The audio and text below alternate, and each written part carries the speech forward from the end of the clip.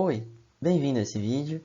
Agora a gente vai falar um pouquinho sobre a escalada de tensão e essas tensões crescentes, essa intensificação atual das relações entre Estados Unidos e China. Primeiramente, falaremos de um contexto histórico, todos os aspectos do passado que hoje envolvem esse conflito. Depois, um panorama econômico, porque é impossível entender essa disputa entre os Estados Unidos e a China sem entender a questão econômica que envolve esses dois países. E é claro, por fim, a intensificação atual e tudo que nela está envolvido, a guerra comercial recente, a disputa tecnológica mais recente ainda e a questão da pandemia, também muito mais recente. Primeiramente, vamos falar de um contexto histórico. Nós temos três regiões que ficam perto da China ou na China, que são alvo de conflito e de influência dos Estados Unidos, direta. A primeira delas é Taiwan. Taiwan é uma região da China. Na verdade, é uma região que pede por independência, mas que a China não quer dar. E a China diz que é um território próprio. Os Estados Unidos apoiam historicamente a independência de Taiwan como forma de enfraquecer o governo central chinês. Mas o governo central chinês diz que Taiwan não é independente e é totalmente contra qualquer tentativa de liberdade para esse país, de liberdade política. Sobre o Tibete, que é esse segundo da foto, o Tibete é uma região que o governo central chinês de Pequim tem tentado fazer uma limpeza cultural. O governo central chinês ele quer unificar a cultura chinesa e tirar culturas que possam divergir da ideia de um governo dominante. No Tibete eles têm uma religião que tem certa autonomia e liderada pelo Dalai Lama. Só que, como isso não é bom para o governo chinês iniciou uma repressão, um genocídio cultural contra o povo tibetano. Os Estados Unidos vêm recentemente defendendo, enviando dinheiro, apoio político para os tibetanos na luta contra o governo central chinês. Por fim, Hong Kong. Hong Kong foi o alvo mais recente de conflito. No último ano, 2019, o governo chinês tentou e conseguiu praticamente hoje em dia diminuir as liberdades democráticas que aconteciam, que vigoravam em Hong Kong. Hong Kong, por um acordo feito com a Inglaterra na devolução de Hong Kong à China, ficou decidido que Hong Kong seria uma província independente. Só que o governo chinês prometeu respeitar isso até certo tempo. Porém, o governo não cumpriu isso e, recentemente, tem tentado minar as entidades democráticas do país, do país não, né, da região, para tentar manter essa dominação.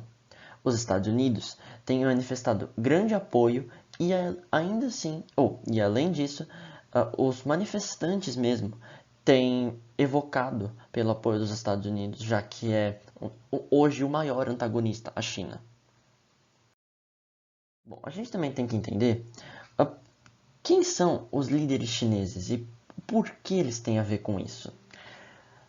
A princípio, a gente tem que falar de Deng Xiaoping, o ex-presidente da República Popular da China, que liderou a China durante o período de maior crescimento do país, que iniciou o crescimento. O Deng Xiaoping tinha um princípio de que a China não era uma potência na época, nos anos 1970 e 1980. A China, não sendo uma potência, não tinha a força para disputar com outras nações potências, como os Estados Unidos.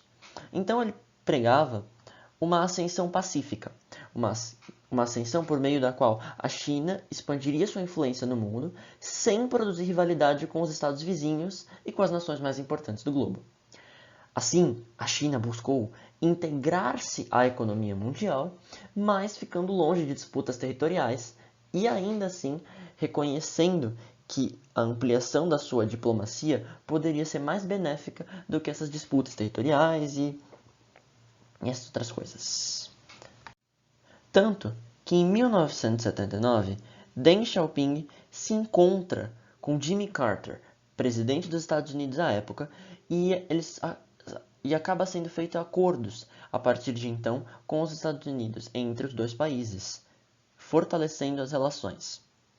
No entanto, depois da morte de Deng Xiaoping, um tempo depois, assume o poder o atual presidente da República Popular da China, Xi Jinping. Xi Jinping tem um pensamento completamente diferente do Deng Xiaoping. Afinal, estamos em tempos diferentes. Xi Jinping prega que haja uma mudança. E essa frase deixa muito clara essa mudança. Nada pode impedir que a nação e o povo chineses avancem. Como assim? Ele entende que não há obstáculos mais que fazem frente ao crescimento chinês. Não há mais a necessidade de fazer uma ascensão pacífica, porque agora a China já é uma potência capaz de ter força política para poder conseguir seus interesses. E assim o Xi Jinping começa a intensificar sua participação na política regional e global, aumentando sua área de influência sobre os arredores, o que inclui o sul da Ásia, o Pacífico e até mesmo a América Latina e a África. A gente não pode deixar de falar da questão econômica. Já tem bastante tempo que a China vem expressando um massivo crescimento econômico. E os Estados Unidos, obviamente, sendo a maior economia do mundo, também experimentam um grande crescimento, mas num ritmo incrivelmente menor que o da China. Bom, de acordo com as previsões do Fundo Monetário Internacional, o FMI, para o período entre 2020 e 2025, aqui a gente consegue ver que as economias, o crescimento das economias, tanto dos Estados Unidos como da China, vai crescer e vão convergir. Como a gente pode ver aqui, há uma tendência de uma convergência para um ponto, a partir do qual a economia chinesa, o PIB chinês, será maior do que os dos Estados Unidos.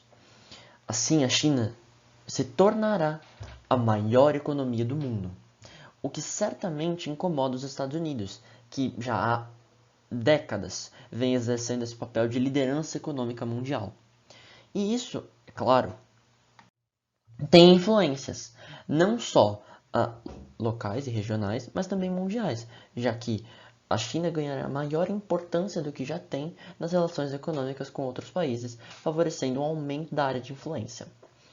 Só para mostrar, é previsto que entre 2025 e 2026 haja essa ultrapassagem da economia chinesa ou da economia dos Estados Unidos pela economia chinesa.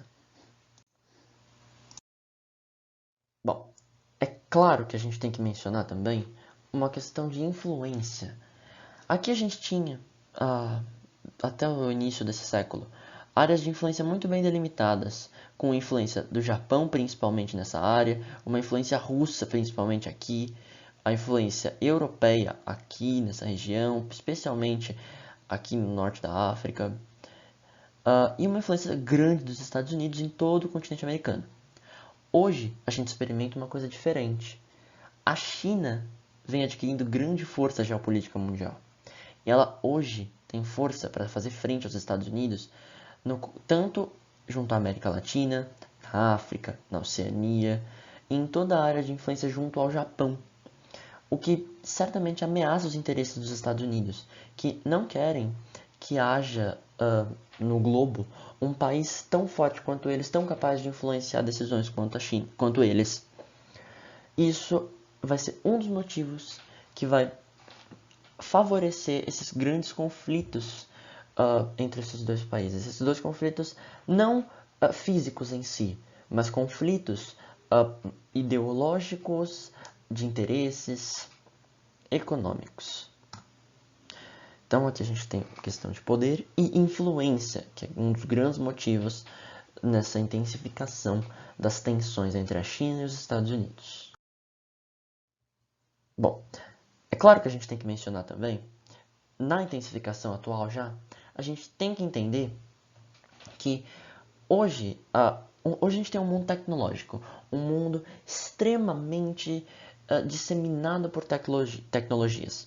Então, não é para menos que os países mais desenvolvidos quereriam dominar essas novas tecnologias. Os Estados Unidos sempre foram, desde o início do desenvolvimento da tecnologia, com as grandes corporações tecnológicas, Facebook, Instagram, Twitter, IBM, Microsoft, Apple, todas companhias americanas. Todas companhias fundadas e administradas dentro do território dos Estados Unidos. Bom, recentemente, novas companhias têm surgido, como TikTok, WeChat e a Huawei. Todas companhias chinesas, todas companhias com grande crescimento recente, talvez muito mais o TikTok e a Huawei, o WeChat é mais uma coisa que está aí, tem experienciado grande crescimento e grande adesão. O TikTok em especial e a Huawei. A Huawei tem sido uma das líderes mundiais na implantação do 5G e no fornecimento de tecnologias aos países. O governo atual dos Estados Unidos, Donald Trump, quer impedir que as empresas de tecnologia chinesas tenham acesso aos mercados não só americano, mas também em toda a área de influência, já que ele quer manter um monopólio do próprio país dele. Isso fortalece o próprio país dele. Além disso, ele alega que essas empresas podem ser forçadas a compartilhar com o governo central chinês informações de usuários americanos e de outros países, o que tem causado grande preocupação, já que essas empresas têm crescido muito em todo o mundo. Bom, agora a gente vai falar de uma questão comercial interna entre os Estados Unidos e a China. Os Estados Unidos, e isso é uma coisa que o governo Donald Trump prometeu resolver, que é, os Estados Unidos têm um déficit comercial na balança econômica de 419 bilhões de dólares. Eles importam muito mais do que compram da China.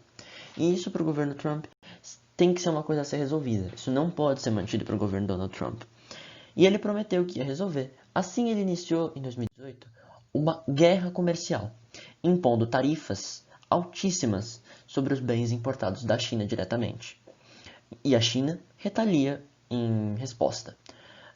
Ao total, em 2018, o governo Donald Trump impôs 250 bilhões de dólares de tarifas e a China impôs 110 bilhões de tarifas. O que é um número astronômico, que influencia não só as economias chinesa e americana, mas também de todo o mundo. Agora vem a questão da pandemia. A pandemia, como todos sabem, surgiu por causa de ocorre por causa de um vírus que surgiu no distrito chinês de Wuhan. Donald Trump já vem há muito tempo culpando a China pela disseminação desse novo vírus, como a gente pôde ver na Assembleia Geral da ONU, no dia 22 de setembro desse ano. Vamos ver. We must hold accountable the nation which unleashed this plague onto the world, China. Nós devemos responsabilizar a nação que liberou essa praga para o mundo, China. O Trump tem usado isso não só como uma maneira de manter esse conflito com a China, mas também uma maneira eleitoral. É um interesse eleitoral dele manter isso, já que ele quer dizer que a China é a culpada pela pandemia, e tentando mascarar o seu fracasso no combate ao coronavírus. Como a gente pode ver, como a gente pôde perceber, é uma situação que envolve tensões de vários âmbitos, vários aspectos e vários lados. Essa é uma tensão que não tende a se resolver a curto prazo e que tende a piorar. Pode gerar uma nova Guerra Fria de duas grandes potências do nosso mundo atual. A gente tem que continuar acompanhando para ver como vai se desenrolar isso.